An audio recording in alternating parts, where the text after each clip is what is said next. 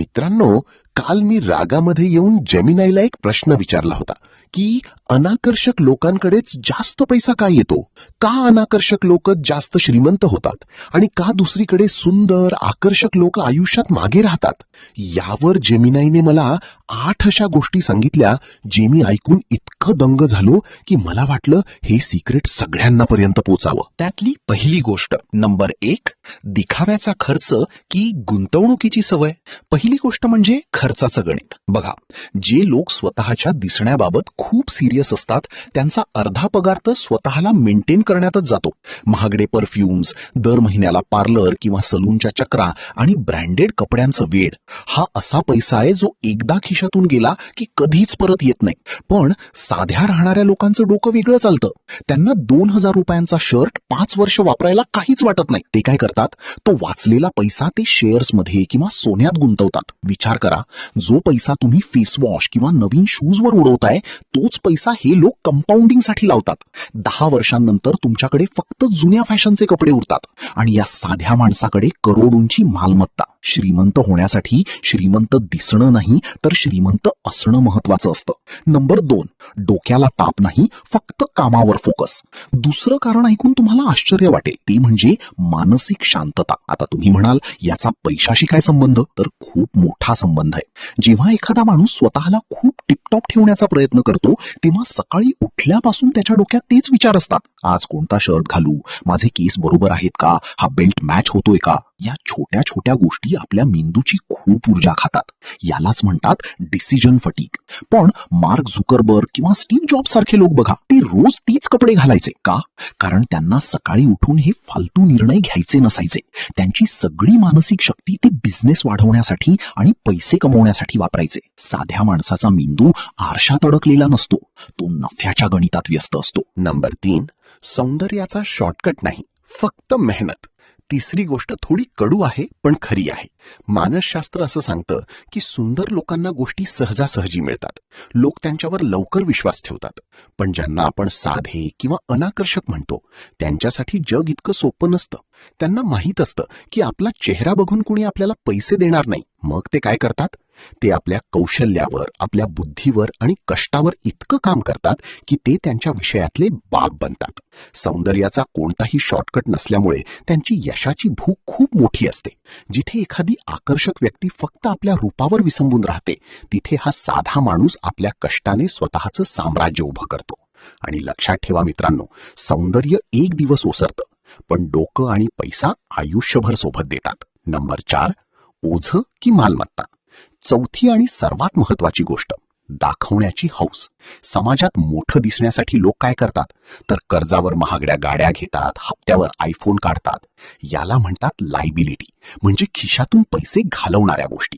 पण साध्या माणसाचा इगो म्हणजे अहंकार खूप कमी असतो. त्याला बसने फिरायला किंवा साध्या गाडीत फिरायला लाज वाटत नाही. तो लोकांच्या प्रशंसेची वाट पाहत नाही. तो आपला पैसा अशा ठिकाणी लावतो जिथून पैसा वाढेल, जसं की जमीन किंवा स्वतःचा व्यवसाय. त्यांना जग काय म्हणतं याच्याशी काहीच घेणं देणं नसतं. त्यांच्यासाठी पैसा हे लोकांवर छाप पाडण्याचं साधन नसून स्वतःला फ्री करण्याचं साधन असतं.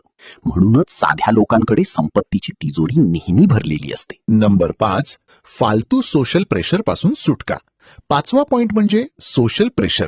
बघा, जे लोक दिसायला खूप हायफाय असतात त्यांना त्यांचं ते स्टेटस टिकवून ठेवण्यासाठी खूप मेहनत करावी लागते. दर विकेंडला महागड्या हॉटेलमध्ये जाणं, पार्ट्या करणं आणि त्याचं सोशलायझिंग करणं, यात त्यांचा प्रचंड वेळ आणि पैसा वाया जातो.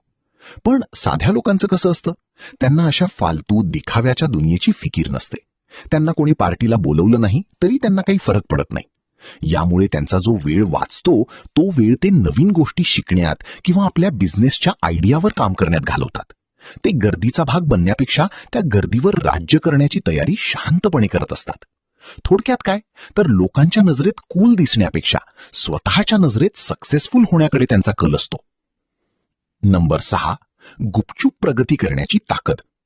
6वी गोष्ट थोडी मजेशीर आहे, ती म्हणजे शांतपणे काम करण्याची ताकद. जेव्हा तुम्ही एकदम साधे दिसताना तेव्हा तुमचे शत्रू किंवा तुमचे स्पर्धक तुम्हाला हलक्यात घेतात. त्यांना वाटतं हा काय करणार, हा तर साधा माणूस आहे. आणि हीच तुमची सर्वात मोठी ताकद ठरते. लोकांचं तुमच्याकडे लक्ष नसल्यामुळे तुम्ही अंडर द रडार राहून आपलं साम्राज्य उभा करू शकता. तुम्हाला कोणाशी स्पर्धा करायची गरज नसते, कारण कोणाला माहीतच नसतं की तुम्ही किती वेगाने प्रगती करताय. जेव्हा जगाला तुमच्या श्रीमंतीचा पत्ता लागतो तेव्हा तुम्ही इतके मोठे झालेले असता की तुम्हाला पकडणं कोणालाच शक्य नसतं. साधेपणा ही तुमची एक इनव्हिजिबल ढाल आहे जी तुम्हाला लोकांच्या जळफळाटापासून वाचवते. नंबर 7, अहंकार बाजूला ठेवून घेतलेले निर्णय. 7वा पॉइंट खूप महत्वाचा आहे, तो म्हणजे इगो. बऱ्याचदा दिसायला सुंदर किंवा रुबाबदार असणाऱ्या लोकांचा इगो म्हणजे अहंकार खूप मोठा असतो. त्यांना एखादं छोटं काम करायला किंवा कुणासमोर झुकून शिकायला लाज वाटते. मी इतका शिकलेला किंवा इतका देखणा आहे, मी हे काम कसं करू, असा विचार त्यांना नडतो. पण जे लोक स्वतःच्या रूपाचा अभिमान बाळगत नाहीत ते प्रचंड प्रॅक्टिकल असतात. त्यांना पैसे कमवण्यासाठी अगदी रस्त्यावर उतरून काम करायला लागलं तरी ते लाजत नाहीत.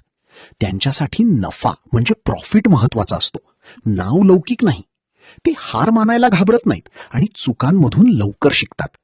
हाच व्यावहारिक दृष्टिकोन त्यांना आर्थिक बाबतीत इतरांच्या खूप पुढे घेऊन जातो. नंबर 8, वस्तूंची खरी किंमत ओळखणं. आणि शेवटचा 8वा पॉइंट, वस्तूंचा वापर. साध्या लोकांचा एक ठरलेला नियम असतो, तो म्हणजे युटिलिटी. त्यांच्यासाठी वस्तूची किंमत ती किती महाग आहे यावर नाही, तर ती किती उपयोगाची आहे यावर ठरते. उदाहरण घ्यायचं झालं तर वेळ बघण्यासाठी 500 रुपयांचं घड्याळ पण तेच काम करतं जे 5 लाखांचं रोलेक्स करतं. साध्या माणसाला हे पक्क माहीत असतं. ते कधीही इम्पल्सिव्ह बाईंग म्हणजे उगीच हाऊस म्हणून शॉपिंग करत नाहीत. ते वस्तूंचे मालक बनतात, गुलाम नाही.